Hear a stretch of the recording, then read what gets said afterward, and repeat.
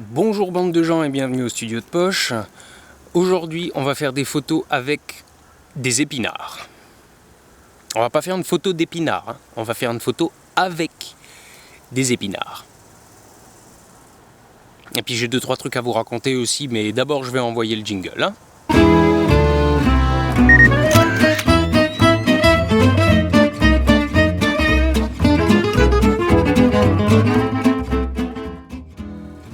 Alors comme la dernière fois, il fait beau, il fait chaud, j'ai la baraque qui est complètement barricadée, il fait sombre à l'intérieur et j'ai pas envie d'installer un setup lumière compliqué, d'autant plus que le setup lumière va aussi faire chaud et je voudrais garder l'intérieur au frais. Donc je tourne de nouveau en extérieur et fuck le TGV, fuck les voitures, fuck tout.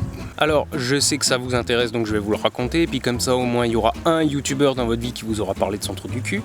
J'ai été hospitalisé il y a pas longtemps. Et c'est pour ça que cette vidéo sort avec 2 semaines de retard, ouais c'est ça. Quelques jours avant, non pas quelques jours, la veille d'un mariage, j'ai fait une crise d'hémorroïdes, ce qui en soi n'est pas exceptionnel, enfin ça arrive à tout le monde, hein, et si ça vous est pas encore arrivé, ça vous arrivera.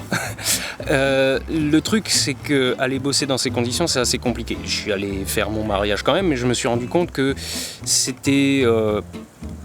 Enfin, ça risquait d'être chiant à terme, d'un jour me retrouver dans une situation où je ne pouvais pas aller bosser et où je devais trouver un remplaçant du jour au lendemain. Je ne sais pas si vous imaginez la logistique, c'est super compliqué.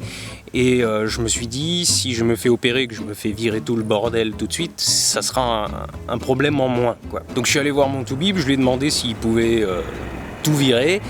Il m'a dit je peux vous faire ça lundi, soit 4 jours après que je suis allé le voir. Je lui ai dit bah écoutez oui, j'avais 2 semaines, enfin un week-end où j'avais pas de mariage, donc j'avais 2 semaines pendant lesquelles je pouvais rester à la maison quoi. Donc j'ai dit bah hop, on va le faire comme ça, c'est réglé.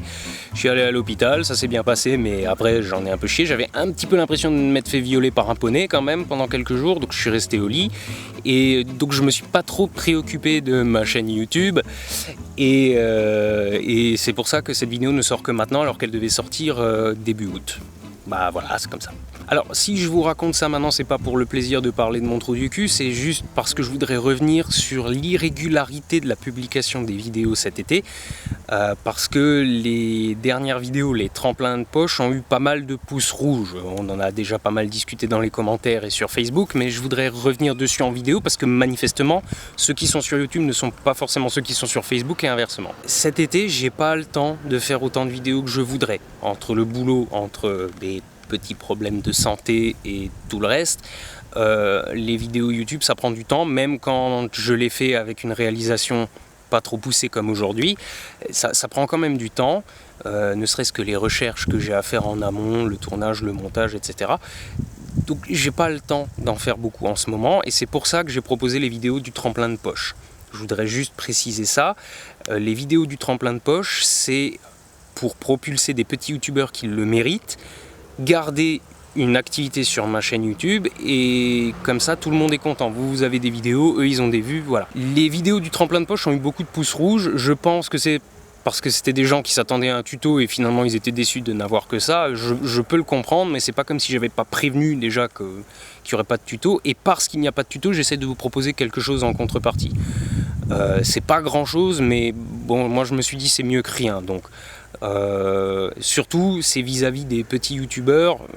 Une recommandation d'une chaîne qui reçoit que des pouces rouges, je sais pas, moi je serais le youtubeur, je le prendrais un peu mal. Donc moi à la limite je m'en fous, hein, ma réputation sur YouTube n'est plus à faire, mais vis-à-vis des petits youtubeurs que je recommandais, je me sentais un petit peu mal d'avoir tous ces pouces rouges, donc je voulais juste remettre ça au point. Voilà, cet été c'est compliqué pour les vidéos, ça risque d'être compliqué encore en septembre, peut-être en octobre, parce que j'ai vraiment beaucoup de boulot, c'est bien pour moi, c'est forcément un peu moins bien pour vous, mais voilà, je voulais juste refaire cette petite mise au point, et maintenant on va donc parler anthotype.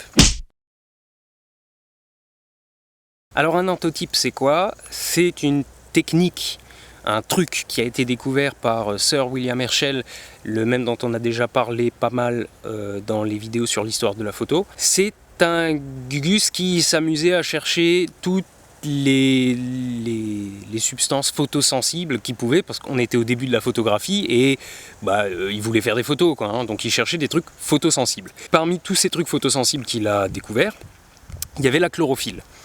Sir William Herschel a découvert que la chlorophylle se dégradait au soleil et donc elle passait du vert au pas grand chose, hein, jaune, blanc cassé, enfin elle se décolore au soleil. Et donc aujourd'hui on va pas directement faire de photos, mais on va faire des tirages comme dans la vidéo sur le cyanotype que je vous mets non là, je vous la mets là quelque part, la vidéo sur le cyanotype. Alors je vous invite à aller la regarder maintenant, mettre cette vidéo en pause, aller regarder la vidéo sur le cyanotype parce qu'il y a beaucoup de choses qui vont être similaires, d'accord? Et donc regardez d'abord celle-là et ensuite on va parler de... Enfin voilà.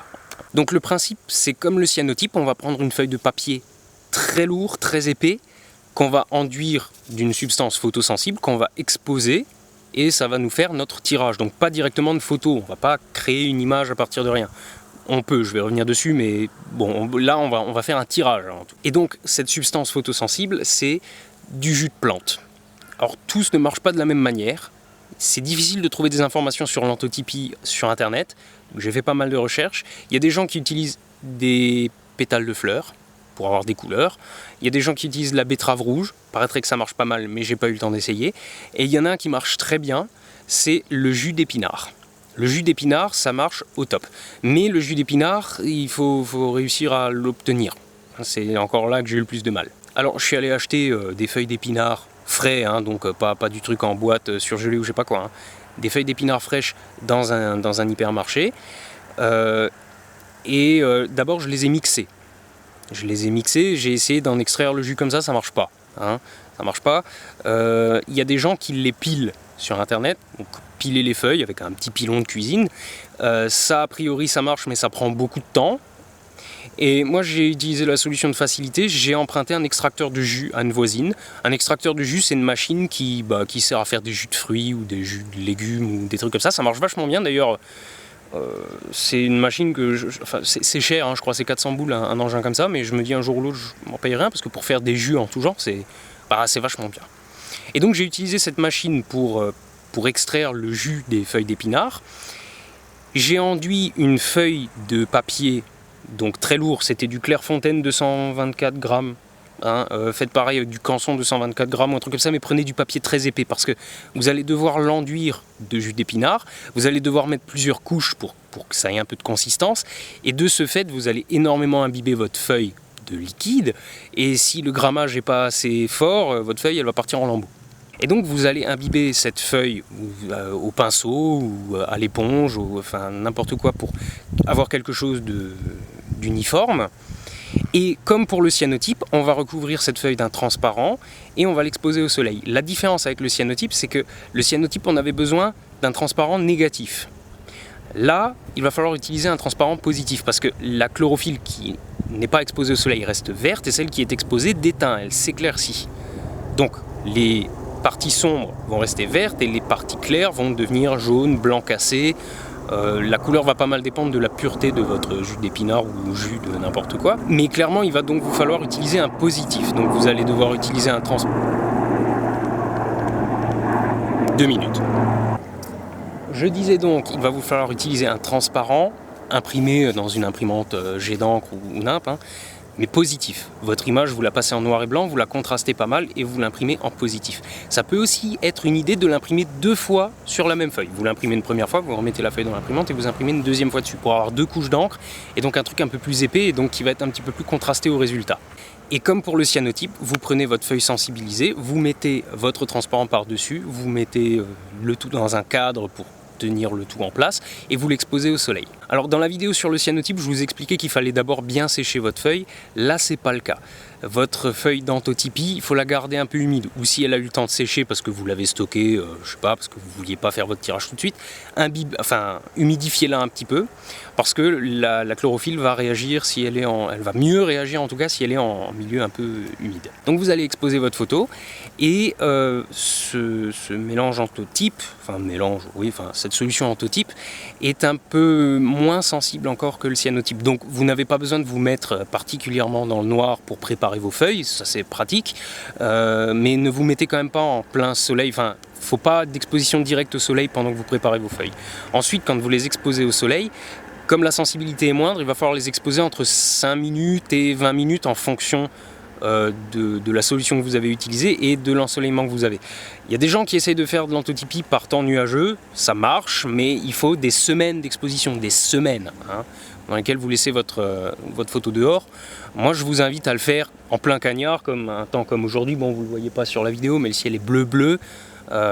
C'est le genre de météo qu'il faut utiliser pour faire de l'antotype, ça marche mieux, ou du moins vous n'avez pas besoin d'y passer 2 semaines, quoi. Alors la réaction est un peu bizarre, parce que quand on fait un cyanotype, la réaction se voit tout de suite. Vous mettez votre photo quelques secondes au soleil, vous voyez déjà la couleur qui change. Là, j'ai mis mes tirages au soleil, et pendant 5 minutes, au moins, il ne s'est rien passé. Et la réaction a commencé de manière assez rapide d'un coup.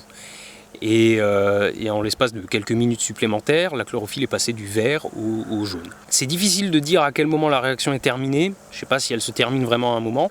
En tout cas, dès que votre photo est passée du vert au jaune, vous pouvez la retirer du soleil, la retirer de votre cadre et vous avez votre antotype. Alors clairement, l'antotype, c'est une technique pour ceux qui aiment les nuances de vert et les photos pas trop contrastées, hein, parce que vous avez pour le plus sombre du vert et le plus clair du jaune. Bon, c'est pas...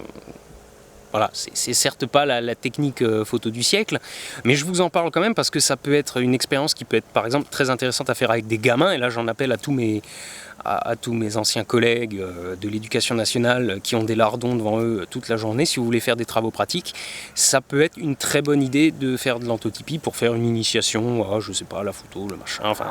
D'autant plus que, comme vous pouvez le voir, bon, pour de la photographie, pour un tirage vraiment, genre un tirage d'or ou je sais pas quoi, bon, c'est certes pas la technique ultime. Par contre, c'est une technique qu'on peut aussi utiliser pour faire des photogrammes. Le photogramme, c'est pas une photographie, c'est une technique où on va utiliser un objet. Un objet avec une forme bien définie qu'on va poser sur la feuille, et sa silhouette va se dessiner après exposition au soleil. C'est quelque chose qu'on peut par exemple faire avec les mômes, plutôt que d'imprimer 25 transparents pour une classe. Donc vous pouvez mettre, je sais pas moi, votre main sur la feuille, vous pouvez mettre un objet, vous pouvez mettre n'importe quoi, ça vous fera un photogramme. C'est notamment une technique qui a aussi été exploitée par William Herschel au début de la photographie, quand à l'époque ils n'avaient pas de transparente photocopieuse, hein, donc voilà. Ensuite, alors pour les détails de la technique, j'ai pas eu le temps d'expérimenter tout ce que je voulais. Comme je vous l'ai dit tout à l'heure, je manque cruellement de temps en ce moment. Par contre, j'ai remarqué que la photo sera plus contrastée si vous mettez plusieurs couches d'épinards. Donc vous mettez une couche, vous laissez un peu sécher, vous en mettez une autre, vous laissez sécher, etc. jusqu'à avoir un vert prononcé. De même, vous avez de meilleurs contrastes si vous imprimez plusieurs fois votre transparent de photocopieuse. Ou vous faites un photogramme, hein. Et alors le plus marrant, je pense, avec cette technique, qui est je pense vraiment le plus intéressant, c'est que comme c'est fait avec de la chlorophylle, bon, c'est quand même juste un petit peu ce qu'on trouve dans les feuilles des arbres, et donc il y a des artistes qui se sont amusés à imprimer des photos par ce procédé directement sur des feuilles d'arbres. Et moi je trouve que ça, bon, c'est sûr qu'à force c'est un peu kitschoun, mais quand même dans le principe, je veux dire, le mec qui a inventé ça, il avait quand même la classe. C'est quand même pas mal. Le seul truc, c'est que je sais pas exactement comment on fait, parce que j'ai pas réussi à reproduire la technique. J'ai essayé avec 2-3 essences d'arbres que j'avais autour de moi, et elles marchent pas. Les feuilles brunissaient tout de suite, donc bon, j'ai essayé avec du noyer notamment, si vous voulez savoir, donc a priori que le noyer ça marche pas. C'est des belles grosses feuilles, mais ça marche pas. Donc je vous invite à tenter de votre côté, là vous risquez pas grand chose, hein, vous n'avez pas besoin d'acheter d'épinards ou quoi, vous cueillez une feuille d'arbre. Bon là vous prenez pas trop de risques, hein, vous n'avez même pas besoin d'acheter d'épinards, il vous faut juste une feuille d'arbre. Je sais pas s'il faut la faire sécher d'abord ou pas, j'ai pas eu le temps d'expérimenter. Sachez juste que ça existe et que ça peut éventuellement avoir un petit côté badass quand même de dire regarde j'ai fait une photo avec une feuille d'arbre. Voilà, donc je vous invite à expérimenter.